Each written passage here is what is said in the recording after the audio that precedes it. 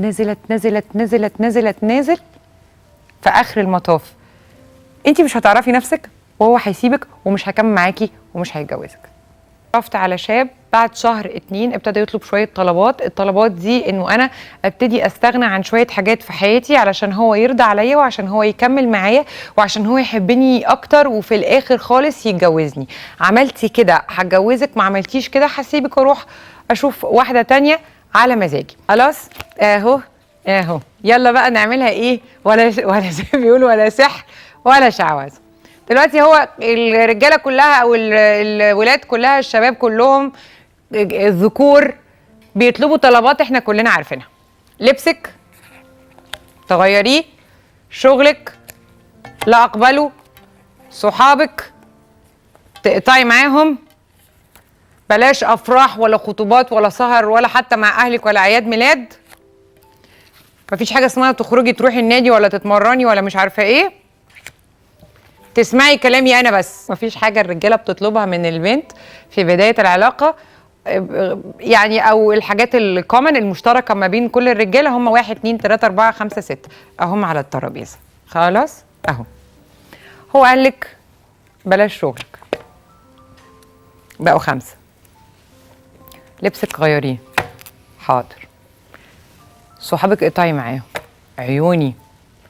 مفيش خروج ولا تمرين ولا نادي، حاضر. طيب بلاش الافراح ولا خطوبات ولا اعياد ميلاد والقصه انتهت. خدت 5 من ال6. هو بقى اداكي ايه؟ اداكي ايه بدل ال5 اللي خدهم؟ الواحد لما يطلب حاجه من حد لازم يديله اضعاف اضعافها، بلاش اضعاف اضعافها. انا عايزه اللي زيه اللي قدامه. هيديكي ايه قدامه؟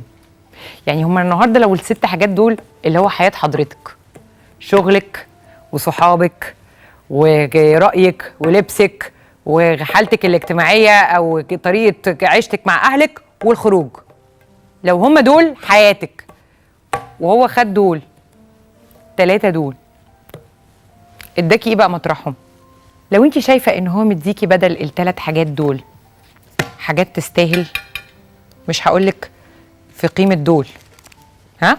لكن هقولك، مش هقولك اكتر من القيمة، لكن هقولك في قيمة دول.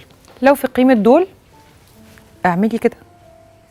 لكن لو هو بقى اخد كل دول زي ما بيحصل في كل علاقة، هتبقى انت فاضلك ايه؟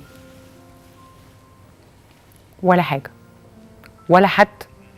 ولا حد انت. فانت الشخص الوحيد اللي تقدري تحددي انت بتاخدي ايه قصاد دول. يا ريت النتيجة او الاجابة ما يبقاش الفضل اللي قدامي، ما تبقيش فاضية.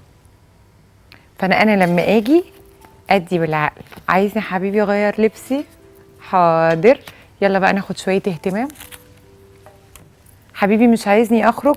حاضر، يلا حبيبي بقى خرجني انت. مش عايزني النهارده اشتغل؟ طب خلاص افتح لي انت مشروع يا حبيبي وشاركني. ها؟ كان خلص نزل في اخر المطاف انت مش هتعرفي نفسك وهو هيسيبك ومش هيكمل معاكي ومش هيتجوزك. لانه الراجل لما بيدخل على واحده ست او واحده بنت عشان خاطر يتجوزها، اول حاجه بتلفت انتباهه شكلها ثم شخصيتها. فحضرتك بقى بتعملي ايه؟ يال خد يا حبيبي، خد يا بابا كل اللي انت عاجبك.